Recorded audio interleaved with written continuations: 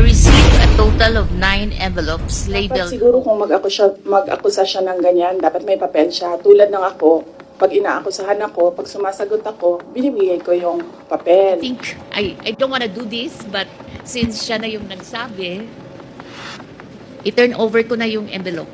Tama po bang sabihin, ma'am, na yun pong regular monthly envelope which you later on found out contains 50,000 per envelope ay nag-umpisa lamang nung kayo na-appoint as head of procuring entity? As far as I'm still keeping those envelopes, so I would like to say yes. And what do you think is the reason kung bakit yung envelope nag-start lang during your appointment as Hope?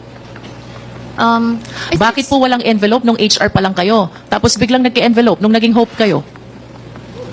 I think it's like an allowance maybe for an extra work because sometimes I have to stay until midnight to look at the documents. Why were you so uncomfortable with the envelope when you believe that that is just an allowance? Because, ma'am, I'm 40 years, Mr. Chair, I'm 40 years in government. The only time I have an ombudsman case is when I advise my principal not to sign an importation, when I was the deputy cabinet secretary, and I advised my principal not to sign an importation because there was no rice crisis. That's my only ombudsman. I have to protect that name. The reason why you are considering all these concerns is because you believe that the envelope is a bribe. Do you agree? Yes or no, ma'am?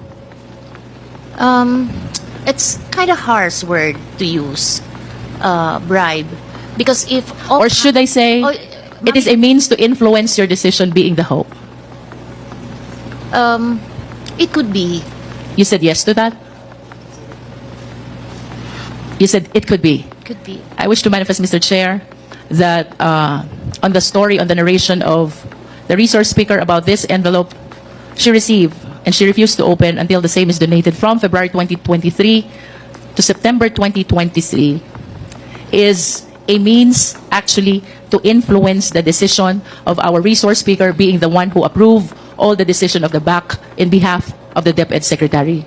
You mentioned in this paragraph that a certain Attorney Reynald Monsayak suggested in the presence of 3 DepEd officials na pag-usapan na lang ang 2022 budget para hindi masayang. However, you firmly asserted that the procurement must be implemented and conducted in strict adherence with the rules. Do you confirm this? Yes. And Attorney Monsayak heard that. Yes po. And after this incident, ma'am, what happened? Parang a day, mga afternoon, I got a text.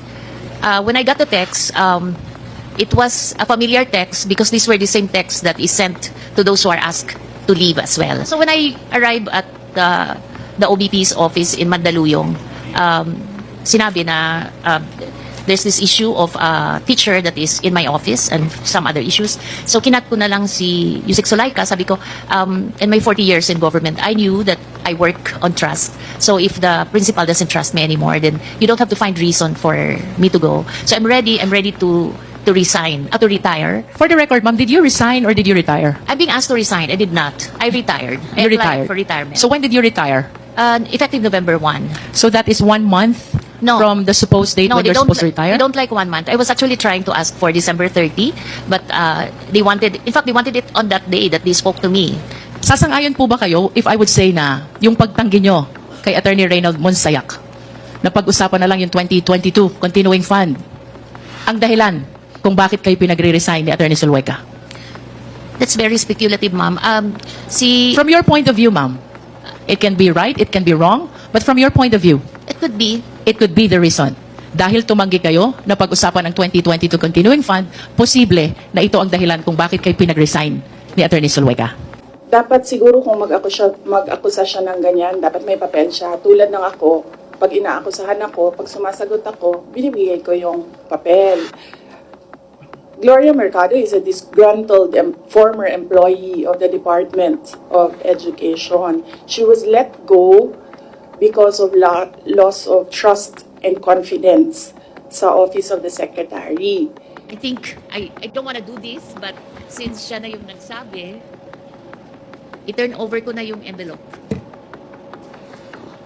The envelopes where the money was. Comsec?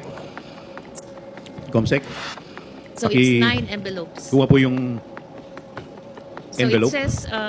it says hope and the amount is there. Kasi ang sakit naman nun, ordinaryo lang akong trabahante tapos inano ka ng Vice President, di ba? It's very painful.